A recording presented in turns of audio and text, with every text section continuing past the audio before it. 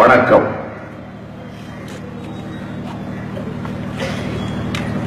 நான்கு கட்சிகளும் ஒன்றாக இணைந்திருக்காது என்று ஜூலை 27ஆம் தேதி மக்கள் நல கூட்டு இயக்கம் கருக்கொண்ட போதே சபிக்க ஆரம்பித்தார்கள். 6 மாத காலமாகிவிட்டது. 7வது மாதத்திலே இருக்கிறோம். பிப்ரவரி 20ஆம் தேதி பேசிக் கொண்டிருக்கிறேன். இன்னுமா குழப்பம் உங்களுக்கு? ஏன் இந்த திகில்? குறைந்தபட்ச செயல் திட்டத்தை முன்வைத்து 6 மாத காலம் அதற்காக இடைவிடாது திரும்ப திரும்ப ஒரு நாள் விடுதலை சிறுத்தைகள் கட்சி அலுவலகத்திலே கலந்து ஆலோசனை கூட்டம், ஒரு நாள் இந்திய கம்யூனிஸ்ட் கட்சியின் பாலன் இல்லத்திலே கலந்தாய்வு கூட்டம், ஒரு நாள் மார்க்சிஸ்ட் கம்யூனிஸ்ட் கட்சியின் தோழர் ராமமூர்த்தியினுடைய பவனத்திலே ஆலோசனை கூட்டம், பெரிதொரு நாள் மறுமலர்ச்சி திராவிட முன்னேற்ற கழகத்தின் தாயகத்திலே ஆலோசனை கூட்டம் என்று நாங்கள் 4 கட்சிகளும் உள்ளத்தால் ஒருவரே என்று உடலினால் பலராய் காண்பார். கள்ளத்தால் நெருங்கொணாதே என வையம் கலங்க கண்டு என்று முழக்கமிட்டாரே புரட்சி கவிஞர். அதுபோல நாங்கள் உருவத்தால் 4 அமைப்புகள், சிந்தனையால், எண்ணத்தால், செயலால், பேச்சால், எங்களுடைய நடவடிக்கைகளால் ஒன்றாக இருக்கிறோம். இப்படி ஒரு அமைப்பை தமிழகம் கண்டதுண்டா? நான் கேட்க விரும்புகிறேன். ஊடகங்களிலே கருத்துக்களை பரிமாறுகின்ற என்னுடைய அன்புக்குரிய அறிவுஜீவிகளுக்கு நான் இதை சுட்டிக்காட்ட விரும்புகின்றேன். இப்படி ஒரு நிலை தமிழக அரசியலில் இதுகாரும் கடந்த 60 ஆண்டுகளில் 65 ஆண்டுகளிலே இந்த தமிழகம் கண்டதுண்டா? கூட்டணிகள் அமைந்ததுண்டு. அண்ணன் துரைசாமி அவர்கள் சொன்னதை போல தொகுதிகள் உடன்பாடுகள் செய்யப்பட்டதுண்டு. தேர்தல் பிரச்சார கூட்டங்கள் நடைபெற்றதுண்டு. அந்த கூட்ட மேடைகளிலே அவர்கள் கர்ஜித்தது உண்டு. ஆனால் ஒரு கூட்டணி குறைந்தபட்ச செயல் திட்டத்தை தமிழகத்திலே முன்வைத்து அந்த திட்டத்தை தயாரிப்பதற்கே ஒவ்வொரு கட்சியிலும் 2 சிந்தனையாளர்கள் 2 மாத காலம் பாடுபட்டு சமூக, அரசியல், பொருளாதார, கலை அனைத்து துறைகள், மீனவர்கள் துயரம், வேளாண் பெருங்குடி மக்களின் துயரம், தொழிலாளர்களின் துயரம், சிறு குறு தொழில் நடத்தக்கூடியவர்களுடைய அவலம், அனைத்து பிரச்சனைகளையும், நெசவாளர்கள் துயரம் என்ற சமூகத்தின் அனைத்து பிரச்சனைகளையும் அலசி ஆராய்ந்து எங்கள் திட்டம் இதுதான், நாங்கள் ஆட்சிக்கு வருவோம், இதை செயல்படுத்துவோம் என்று அனைத்து பிரச்சனைகளிலும் நாங்கள் ஒன்றுபட்டு ஒரு செயல் திட்டத்தை தந்திருக்கிறோமே. இதை வரவேற்க வேண்டியவர்கள், பாராட்ட வேண்டியவர்கள் யார்? நடுநிலையாளர்கள். தொலைக்காட்சிகளிலே கருத்துக்களை பரிமாறுகிறார்களே, மார்க்ஸை போல, ஞானியை போல, பத்ரியை போல. பத்ரி சேஷாத்ரி அவர் பாரதிய ஜனதா கட்சியின் ஆதரவாளர், மறுமலர்ச்சி திராவிட முன்னேற்ற கழகத்தினுடைய ஈழ பிரச்சனை அணுகுமுறையிலே கடுமையாக விமர்சனம் செய்யக்கூடியவர். ஆனால்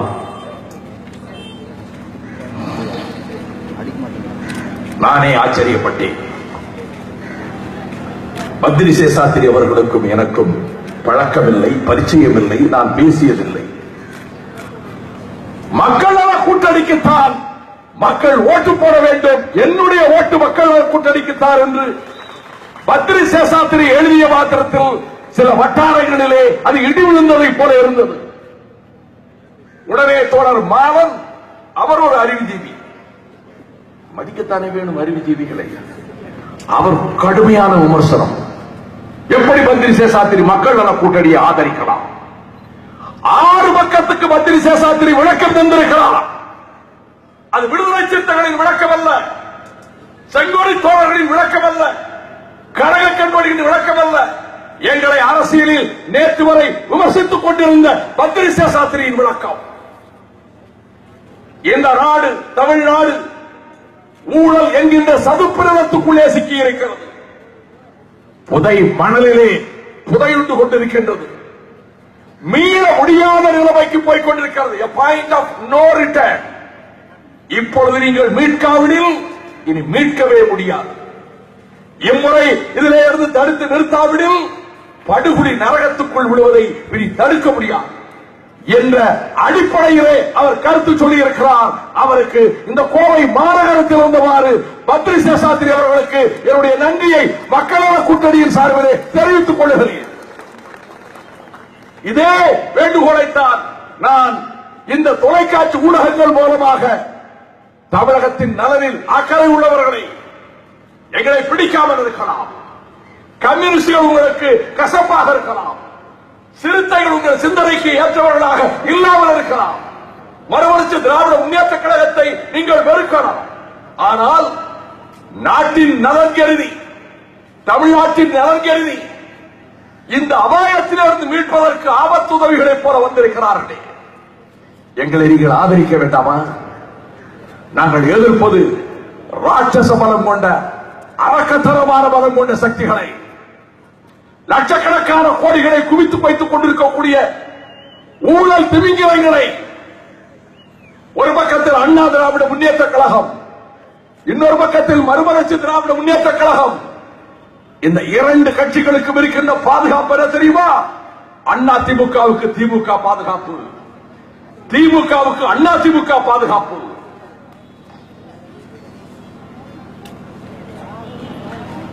நான் புதிர் போடவில்லை. இந்த இரண்டு கட்சிகளுக்கும் ஒன்றொன்று பாதுகாப்பு. என்ன தெரியுமா? 89க்கு பின்னர், 88 வரை நிலைமை வேறு. 89 புரட்சித் தலைவர் எம்ஜிஆர் மறைவுக்கு பின்னர் நடுத்த நடைபெற்ற ஒவ்வொரு பொது தேர்தலிலும், சட்டமன்ற தேர்தலிலும் அண்ணா திமுக ஆட்சிக்கு வரும் அல்லது திமுக ஆட்சிக்கு வரும். இந்த பாதுகாப்பு அவர்களுக்கு இருப்பதாக கருதுகிறார்கள். பட்டா போட்டு கொடுத்து விட்டதாக கருதுகிறார்கள். இம்முறை அண்ணா திமுக ஆட்சி, அடுத்து இயற்கையாக நாம் தானே வருவோம். திமுக கனவு காண்கிறது. திமுக ஆட்சியில் இருந்தால் அடுத்து நாம் தானே அண்ணா திமுக கனவு காண்கிறது. கனவும் நனவாகிறது. நேற்று வரை இந்த விச சூழலிலே இருந்து உங்கள் பிள்ளைகள், பேர பிள்ளைகளை காப்பாற்ற வேண்டாமா? இந்த நச்சு பொய்கையிலே இருந்து நீங்கள் விடுவிக்க வேண்டாமா? இப்பொழுது விட்டால் எப்போது செய்ய போகிறீர்கள்? இதை செய்வதற்கு எங்களை விட்டால் உங்களுக்கு யார் இருக்கிறார்கள்? நான் தமிழகத்தினுடைய நடுநிலையாளர்களை கேட்கிறேன். If not we, then who? இது ஏல் பல்கலைக்கழகத்திலே போடப்பட்டிருந்த மோட்டோ.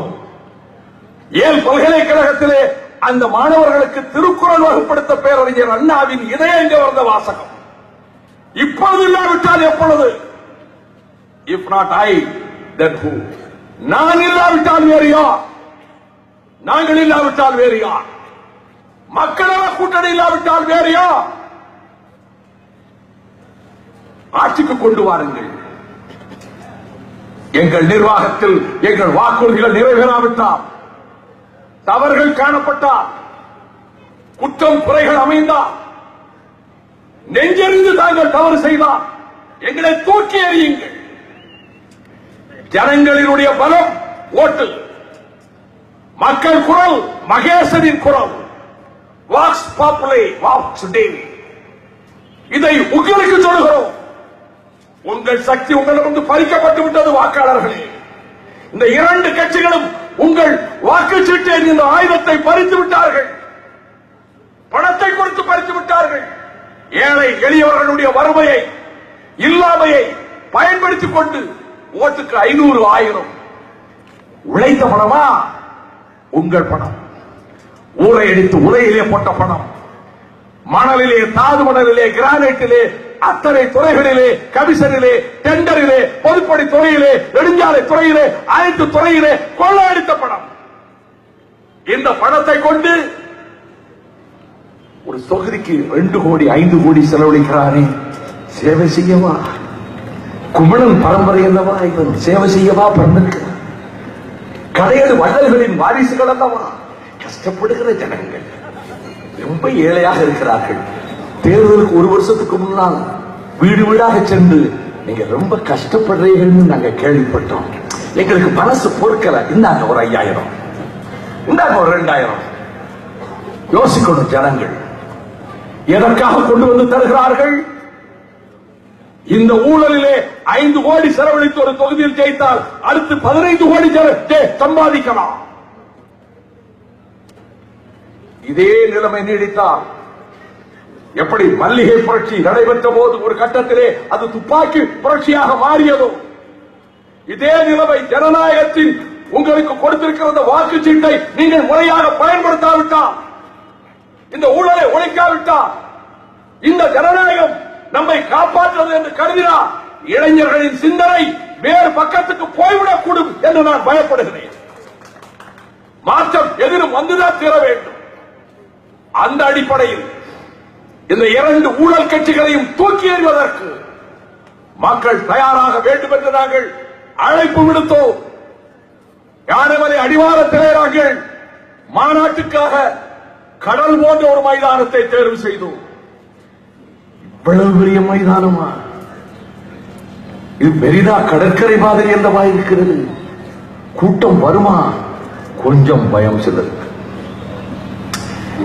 அதாவது உள்ளுவதெல்லாம் உயர்வு உள்ளது.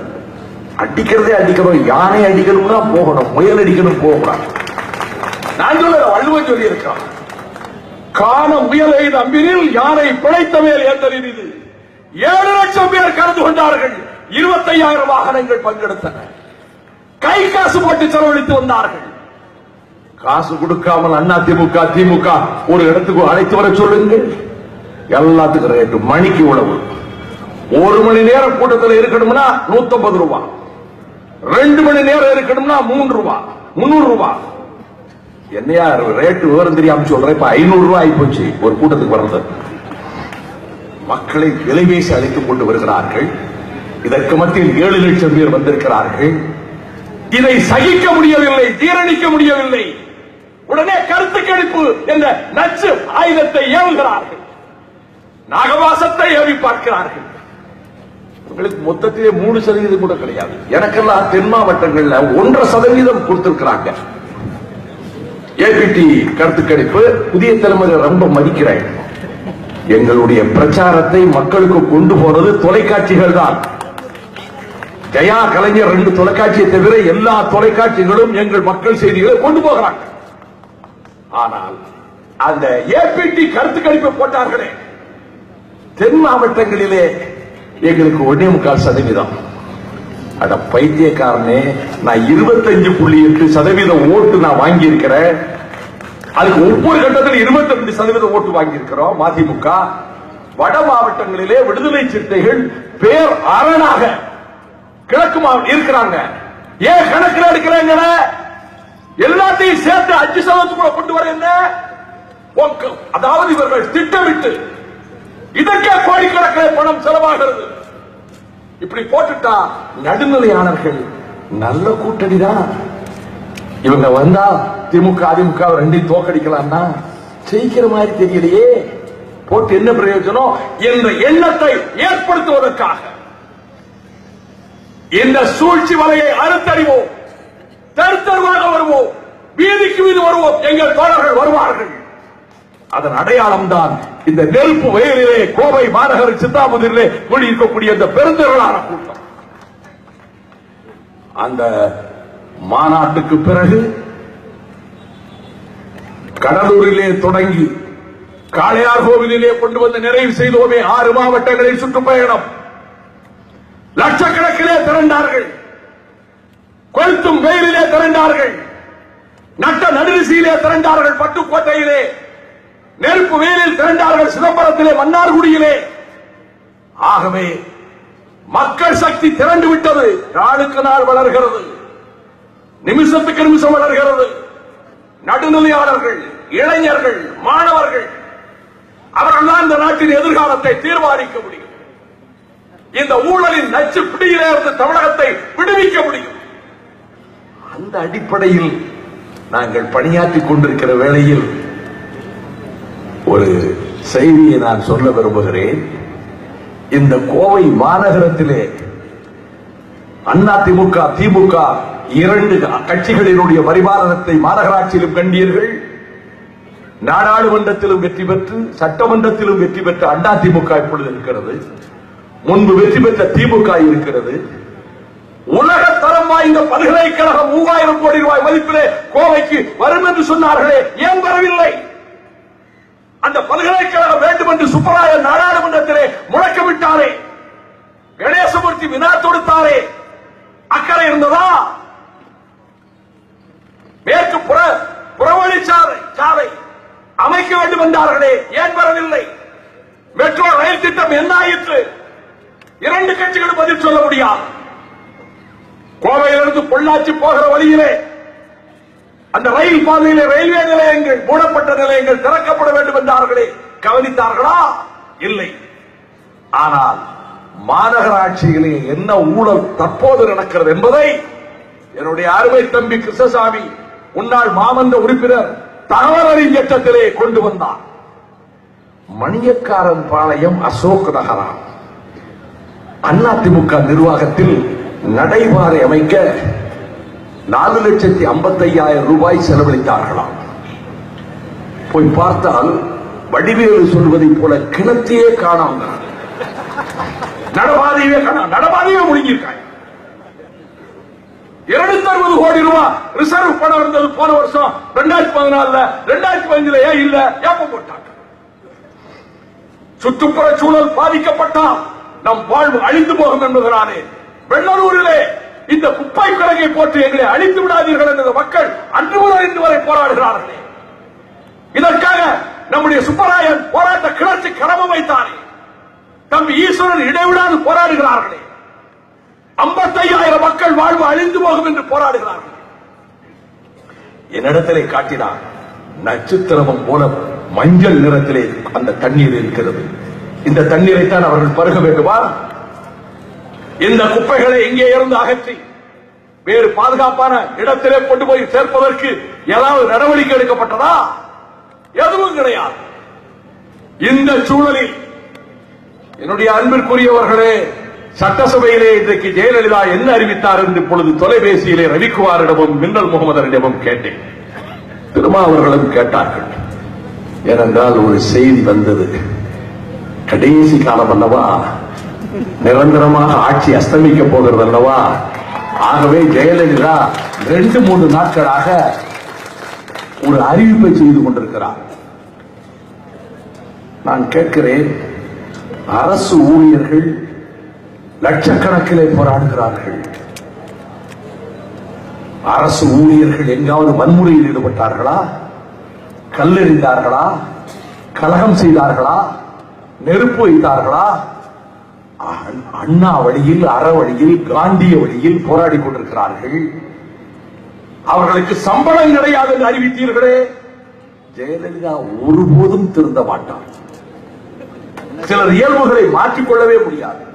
2003 எஸ்மா ஏவினீர்கள், கொட்டடியில் கொண்டு போய் அடைத்தீர்கள். அப்பொழுது நான் பொட்டா கைதியாக வேலூர் ஜெயிலில் இருந்தேன். இப்பொழுது மிரட்டுகிறீர்கள் சம்பளம் கிடையாது என்று அறிவிப்பு செய்கிறீர்களே. புதிய பென்ஷன் திட்டம் எங்களுக்கு வேண்டாம், எங்கள் உரிமைகள் பறிக்கப்படுகிறது, எங்கள் ஊதியம் பறிக்கப்படுகிறது என்று அத்தனை அரசு ஊழியர்களும் ஆசிரியர்கள் அனைவருமே போராடுகிறார்களே. இதற்கு முறையாக ஏதாவது நடவடிக்கை எடுத்தீர்களா? 2011 அறிவித்தீர்களே இந்த புதிய பென்ஷன் திட்டத்தை ரத்து செய்துவிட்டு பழைய பென்ஷன் திட்டத்தை இந்த மாநிலம் பின்பற்றும் என்றீர்களே. 2 மாநிலங்கள் பின்பற்றி இருக்கிறதே, நீங்கள் செய்தீர்களா? இல்லை. சந்தடி சாக்கிலே அண்ணன் கலைஞர் உள்ளே நுழைகிறார். அவர் பயங்கரமான ஆள். அரசு ஊழியர்கள் பிரச்சனையை உடனடியாக தீர்க்க வேண்டும். அண்ணன் தீர்த்தீங்களா? நீங்க தீர்த்தீங்களா? அதாவது முதல் முறையாக அரசு ஊழியர்களின் இதயதாகம் அவர்கள் எழுப்புகிற முழக்கம் என்ன தெரியுமா? அதிமுகவும் கூடாது, திமுகவும் கூடாது, 2மே வஞ்சித்து விட்டது. இதுதான் இன்றைக்கு இருக்கக்கூடிய அரசு ஊழியர்களின் மனோநிலை. 12 லட்சம் அரசு ஊழியர்களின் மனோநிலை. அவர்களை வஞ்சித்தவர் ஜெயலலிதா, தொடக்கத்தில் வஞ்சித்தவர் கலைஞர். இந்த புதிய பென்ஷன் திட்டத்திலே இப்படிப்பட்ட சூழலில் என்னிடம் ஒரு நண்பர் சொன்னார், மதுவிலக்கு குறித்து ஜெயலலிதா இன்றைக்கு சட்டமன்றத்திலே ஒரு அறிவிப்பு செய்ய போகிறார் என்று. அறிவிப்பு செய்தால் அதற்கு சரியான சவுக்கடி கொடுக்க வேண்டும் என்றுதான் நானும் கேட்டேன். அறிவிப்பு செய்யவில்லை. அதெல்லாம் மதுவிலக்குக்கெல்லாம் சொன்னா யார் ஓட்டு போடுவா? அது கூட கொஞ்சம் பாட்டை போட்டு நமக்கு தான் ஓட்டு போடுவான். மதுவிலக்கு குறித்து எதுவும் சொல்லவில்லை. ஆனால் நாராயணசாமி நாயுடுவுக்கு வையம்பாளையத்திலே சிறை வைக்கப் போவதாகவும் 60கள் 70களிலே துப்பாக்கிச் சூட்டிலே இறந்த குடும்பங்களுக்கு 5 லட்சம் ரூபாய் தரப்போவதாகவும் சட்டசபையிலே முதலமைச்சர் அறிவித்திருக்கிறார். நான் முதலமைச்சர் அவர்களை கேட்கிறேன், இந்த கெயில் திட்டத்தை எதிர்த்து விவசாயிகள் போராடினார்களே, திருப்பூர் மாவட்டத்தில், ஈரோடு மாவட்டத்தில், செங்குறிச்சியில் போராடினார்களே, அவர்களை போலீஸை விட்டு தாக்கினீர்களே, ஜெயலலிதா அவர்களை கேட்கிறேன். வசந்தாமணி என்ற அம்மையாரை அடித்து வேலையில் தூக்கி எறிந்தது உங்கள் போலீஸ். பொன்னம்மாள் என்ற சகோதரியை அடித்து காயப்படுத்தி கீழே தூக்கி வீசியது உங்கள் போலீஸ். அடக்குமுறை எதிர்த்து மக்கள் திரண்டார்கள். கணேசமூர்த்தி அழைப்பின் பேரிலே நான் பொன்னையன் போன்ற தோழர்களோடு விரைந்து சென்றோம். போலீஸ் அடக்குமுறை எதிர்ப்போம், குழாய்களை போட விடமாட்டோம். மக்கள் கொதித்து எழுந்த பிறகு கொங்கு மண்டலம் எதிர்ப்பு களமாகிவிடும் என்று அதற்கு பிறகு நீங்கள் இந்த கெயில் பிரச்சனையிலே குழாய் பதிக்கக்கூடாது என்றீர்கள். சுப்ரீம் கோர்ட்டிலே வழக்கறிஞர், உங்கள் வழக்கறிஞர் போய் வாதாடினாரா? கோர்ட்டுக்கே வரவில்லை. சுப்ரீம் கோர்ட் நீதிபதிகள் அவர் மாபெரும் அறிவுபூர்வமான நீதிபதிகள். நம்ம எல்லாம் சொல்லலாமா, நான் ஒரு வக்கீல், இன்னைக்கு ட்ரிபியூனலுக்கு போறேன், கோர்ட்டுக்கு போறேன், களமாண்டுட்டு போகல, ஊழல் செஞ்சிட்டு போகல. சுற்றுச்சூழலை காப்பதற்கு, ஸ்டெர்லைட்டை எதிர்ப்பதற்கு, நீட்டோரை எதிர்ப்பதற்கு, சேல் கேஸ் எதிர்ப்பதற்கு, வேலைக்கருவரை தமிழ்நாட்டில் அடியோடு ஒழிப்பதற்கு, மீத்தேரை எதிர்ப்பதற்கு நான் கோர்ட்டுக்கு போய் கொண்டிருக்கிறேன். கலைஞர் ஆட்சியில் என் மீது போடப்பட்ட 2 தேச துரோக வழக்குகள் ஈழத்தமிழர்களை ஆதரித்ததற்காக 10 ஆண்டுகளுக்கு குறையாத ஆயுள் தண்டனை, சிறை தண்டனை எனக்கு கிடைக்கும். இந்த 2 வழக்குகள் நடந்து கொண்டிருக்கிறது. நான் கோர்ட்டுக்கு போகிறேன். நீதிபதிகள் சொன்னார்கள், 5862 பேரிலே 7 பேர் தான் கேஸ் போட்டிருக்கிறார்கள். ஆகவே இந்த வழக்கு நான் ஏற்றுக்கொள்ள முடியாது, குழாய் பதிக்கத்தான் செய்வார்கள் என்றார்கள். இப்பொழுது நரேந்திர மோடி சர்க்காரை கேட்கிறேன், தமிழ்நாட்டை வஞ்சித்தது போதாதா? இந்த கெயில் திட்டத்தை நிறைவேற்றக்கூடாது என்று நாங்கள் போராடுகிற போது திட்டத்தை ரத்து செய்துவிட்டு நெடுஞ்சாலை வழியாக கொண்டு போக வேண்டியதானே? கொச்சியிலிருந்து பெங்களூர் போக கேரளத்துக்காரர்கள் அனுமதிக்கிறார்களா? இல்லை. தமிழர்கள் இழிச்சவாயர்களா, கிண்ணுக்கிரைகளா, பிள்ளை பூச்சிகளா? இந்த சூழலில் ஒரு பட்டாபிஷேகத்துக்கு காத்துக் கொண்டிருக்கிறவர் பட்டத்துக்கு வந்து விட்டதாகவே கருதி கொண்டு நமக்கு நாமே என்கிறார். கரெக்டா சொல்றார். மகனுக்கு, மகளுக்கு, மருமகனுக்கு, உங்களுக்கு நீங்க தான். ஜனங்களுக்காக நாங்கள், ஜனங்களுக்காக திருமாவளவன், ஜனங்களுக்காக ராமகிருஷ்ணன், ஜனங்களுக்காக சுப்பராயன், ஜனங்களுக்காக வைகோ, மக்களுக்காக. அவர் நேற்றைக்கு, அதாவது உளறல் பேர் வழிகள் நிறைய இருக்கிறாங்க. நான் பேரெல்லாம் சொல்ல விரும்பல. நம்ம ஏற்கனவே கடுமையான எதிரிகளோடு மோதிக்கிட்டு இருக்கிறோம். ஒவ்வொருத்தரும் வந்து அதாவது அவங்க எல்லாரையும் விட்டுறாங்க, நம்மளதான் பாக்குறாங்க. அதுலயும் என்னன்னா வைகோ நடு ரோட்ல அனாதையா நிற்பாங்கிறாங்க. அனாதையா தனியா நின்றாலும் காட்டுக்குள்ள சிங்கம் இருக்கிற மாதிரி தான் வைகோ இருப்பான். அவர் நேற்றைக்கு பட்டாபிஷேகத்துக்கு காத்திருக்கின்ற திருக்கோளையாரின் அருமை மகன் ஈரோட்டில் விவசாயிகள் மாநாட்டிலே வந்து திருவாய் வளர்ந்தளி இருக்கார். ஏயா, எழுதி கொடுக்கிறவனாவது ஒழுங்கா எழுதி கொடுக்க வேண்டாமா? அவருக்கு எழுதி கொடுக்கிறதான் வாசிக்கிறான். ஈயடிச்சான் காப்பின்னு சொல்லுவாங்க. நம் சின்ன பிள்ளையில படிக்கும் போது இன்னொருத்த நோட்டை பார்த்து காப்பி அடிக்கும் போது அவன் ராத்திரி தூக்கத்துல ஒரு ஈ அடிச்சிருப்பான். அந்த ஈ அதோட ஒட்டிக்கிட்டு கிடக்கும்.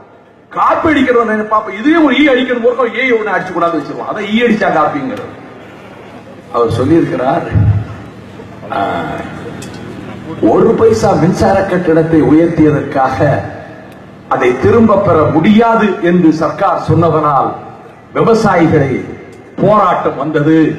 அதிலே எம்ஜிஆர் ஆட்சியிலே எம்ஜிஆர் துப்பாக்கி சூடு நடத்தினார். அது விவரம் கட்ட மனுஷா, அது கலைஞர் ஆட்சியில நடந்தது. அதாவது 1991 பவள விழா மாநாடு நடந்தது. அந்த மாநாட்டுல தமிழ் குடிமகன் என்னை கேட்டார், நீங்க என்ன தலைப்புல பேசுறீங்கன்னு. அறிஞர் அண்ணாங்கிற தலைப்புல பேசுறேன்னு அழைப்புதல் வந்தது. வழிமொழிவோர் 7 பேர்ல என் பேரை போட்டாங்க. 2 நிமிஷத்துல வழிமொழிஞ்சிட்டு போயிடலாம். அதை பத்தி நான் கவலைப்படல. இவர் பிரதான பேச்சாளர். முதல் மாநாட்டிலே மகனை கொண்டாந்து பேச விடுறாங்க. இவர் பேசுறார். அங்க ஒரு குடில் வச்சிருந்தாங்க மேடைக்கு பக்கத்துல. அண்ணன் கலைஞர், அந்த பக்கத்துல நாகில் மனோகரன் பேராசிரியர் இருந்தாங்க. நானும் பக்கத்துல உட்கார்ந்து இருந்தேன். இவர் பேசுகிறார். இந்திய நாட்டிலே இருந்து இந்து மதம் இங்கு சரியாக பின்பற்றப்படாததற்கு காரணமாக அது சீனாவுக்கும் ஜப்பானுக்கும் இந்த இந்து மதம் அங்கே போய் பரவிவிட்டது. பௌத்த மதம் போயிருச்சு சீனாவுக்கும் ஜப்பானுக்கும் என்று சொல்வதற்கு பதிலாக இந்து மதம் போய்விட்டது. உடனே எல்லார் முகத்திலையும் ஒரு மாதிரி இருந்த உடனே அண்ணன் கலைஞர், நான் பக்கத்துல, அதாவது அகடமிக்கா போறதுனால அப்படி சிரிப்பாயிடும். அரிஸ்டாட்டில் மாதிரி போறாரு பாருங்க, அகடமிக்கா பேசுறதுனால அப்படி சிரிப்பாயிரும்னு தனையனுக்காக அவர் பரிந்து பேசினார்.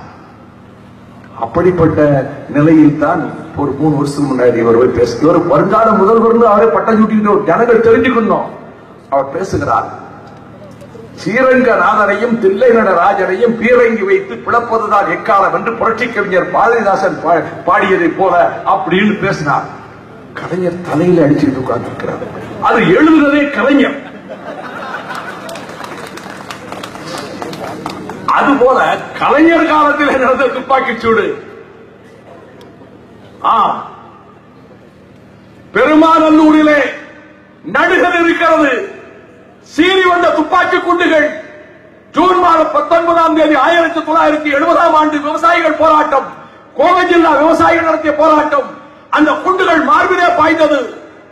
குருதி வெள்ளத்திலே விழுந்தார்கள். மாரப்ப கவுண்டர், ராமசாமி கவுண்டர், ஆயி கவுண்டர் என்ற 3 பேர். இது வரலாறு. எனவே இந்த நாட்டை ஏமாற்றி மக்களை ஏமாற்றி விட முடியாது.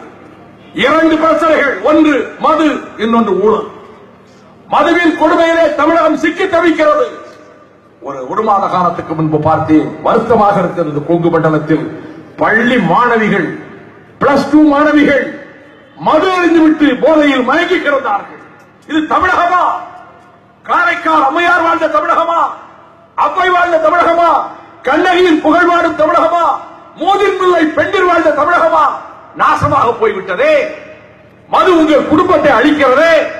இன்றைக்கு காரை புதுவையிலே +2 மாணவிகள் அவர்கள் குளிர்பானத்திலே மதுவை கலந்து பருகி மயங்கி கிடந்திருக்கிறார்கள். இந்த அழிவிலிருந்து தமிழகத்தை மீட்க வேண்டும். அந்த களத்துக்கு வந்திருக்கிறவர்கள் நாங்கள். கால்களில் ரத்தம் கொப்பளிக்க 1200, முதலில் 2400 கிலோமீட்டர் நடந்தவன் தோழர்களோடு மதுவை எதிர்த்து போராடியவர்கள் நாங்கள்.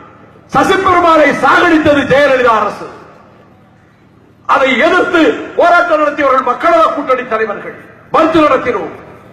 என் தாயார் மாரியம்மாள் அவர் இறப்பதற்கு 2 மாதத்துக்கு முன்பு 99 வயதில் தள்ளு நாற்காலியிலே கொண்டு போய் டாஸ்மாக் கடைக்கு முன்னாலே போய் போராடினார். நாங்கள் போராடினோம். எங்கள் மீது கண்ணீர் புகை பிரயோகம் செய்யப்பட்டது. துப்பாக்கிச்சூடு நடக்கப் போகிறது, அங்கு போராடியவர்கள் என்று எச்சரித்தோம். வைகோ உயிருக்கு ஆபத்து விட்டு ஓடோடி வந்தார் சகோதரர் திருமாவளவன் எங்கள் கலிங்கப்பட்டி ஊருக்கு. கடைகளை உடைத்தெறியுங்கள் என்று சொன்னோம். பெண்கள் திரண்டார்கள். வாக்காளர்களே, தாய்மார்களே, உங்கள் பிள்ளைகள் பத்திரமாக இருக்க வேண்டும் என்றால், பெண் பிள்ளைகள் பத்திரமாக இருக்க வேண்டும் என்றால், உங்கள் குழந்தைகள் நல்ல முறையிலே வளர வேண்டும், வாழ வேண்டும் என்றால் இந்த டாஸ்மாக் கடைகள், ஒயின் ஷாப்புகள் ஒழிக்கப்பட வேண்டும். இல்லை, கலைஞரும் வந்தால் ஒழிப்பதாக சொல்லுகிறாரே. கோயபர்ஸ் அவருக்கு முன்னாடி சுண்டைக்காய். அவரை மாதிரி பொய் சொல்ல உலகத்தில் யாராலையும் முடியாது. போட்டி அவருக்கு ஜெயலலிதாவுக்கு தான் பொய் சொல்றதுல போட்டி. நேற்றைக்கு நிருபர்கள் கேட்டாங்க, எல்லா வாக்குறுதிகளையும் நிறைவேற்றி விட்டேன் என்று ஜெயலலிதா சொல்கிறாரே, ஏர்போர்ட்ல கேட்டாங்க. இந்த 21ஆம் நூற்றாண்டின் மிகப்பெரிய பொய்யே ஜெயலலிதா சொல்ற பொய் தான்.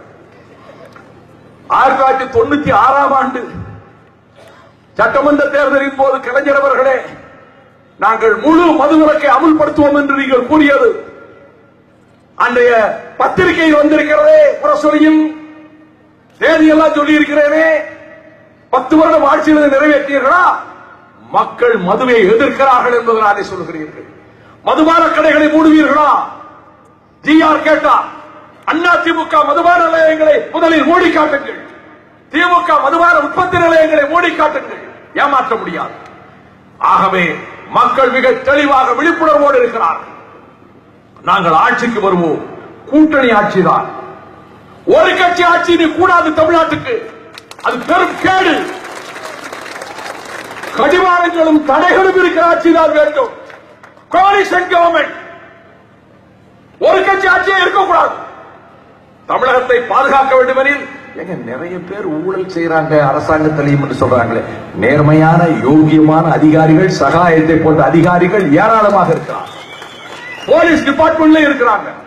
அந்த அதிகாரிகள் யார் என்று எங்களுக்கு தெரியும். அவர்களை பிரதான கேந்திரமான இடங்களில் வைப்போம்.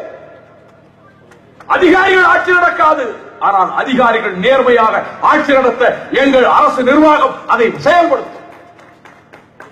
ஒவ்வொன்றுக்கும் திட்டம் வைத்திருக்கிறோம். இப்ப சொல்ல மாட்டோம். அண்ணன் கலைஞர் அவரே அதை, நான் சொல்றது 4 வரி வரும், அவர் தன்னுடைய திட்டமா அறிவிச்சிருவார். 8 காலத்தில் வரும். நாங்க ஆட்சிக்கு வருவதற்கு குறைந்தபட்ச செயல் திட்டம் கொடுத்திருக்கிறோம். ஆட்சியில் உட்கார வைங்க, வைப்பாங்க.